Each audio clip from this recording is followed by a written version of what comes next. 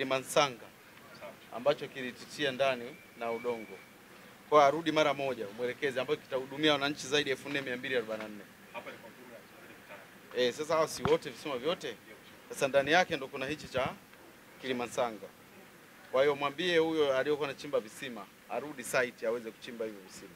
Wananchi waweze kusubiri maji. Yaani natakiwa maji yasubiri wananchi. Umeelewa?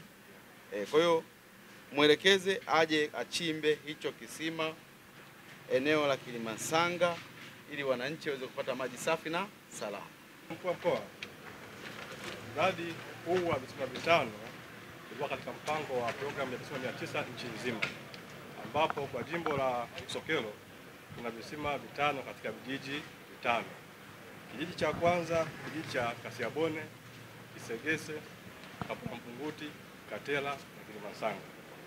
Kazi ambazo zilipangwa Mheshimiwa Mkuu wa Mkoa ni kazi zipatazo 3: uchimbaji wa visima virefu vitano, upimaji wa maji chini ya ardhi na ujenzi wa vioski vya maji hivi vitano.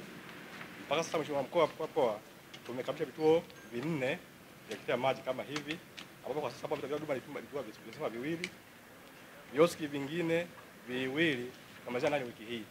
Lakini kisima kimoja Mheshimiwa Mkuu wa Mkoa kipa changamoto moja, sababu ya baada ya kukichimba tukapata zile casing za kuzuia tope zilipishana. Kwa hiyo kisima kimeharibika.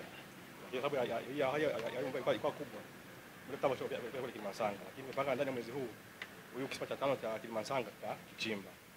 Mheshimiwa Mkuu, wakala wa maji na mazingira vijijini RUWASA kupitia serikali ya awamu ya 6 inaongozwa Mheshimiwa Daktari Hassan inashukuru kwa kupatiwa fedha za ujenzi wa visima vitano katika jimbo la Busokelo. Tunashukuru Rais wetu Samia Suluhu Hassan kwa kutuletea mradi huu wa maji, na pia tulikuwa na changamoto ya maji hapa ambapo tulikuwa tunatumia maji ya Kyela, lakini kwa sasa tutajidai kwa kutumia maji yetu safi na salama. Pia nampongeza kwa jitihada anazozifanya, na sio miradi hii tu, ni zaidi ya mradi huu ambao ametutengenezea, ametuwekea hapa Ntaba. Kuna mashule, kuna madaraja, lakini mama ameupiga mwingi. Asante. Kwa niaba ya kijiji cha Kapula Mpunguti, ninamshukuru mama yetu Rais Samia Suluhu Hassan kwa kututua ndoo kichwani sisi wanawake.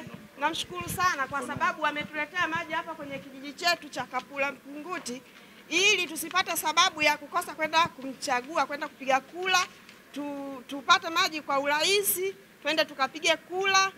Namshukuru sana mama yetu, namshukuru sana.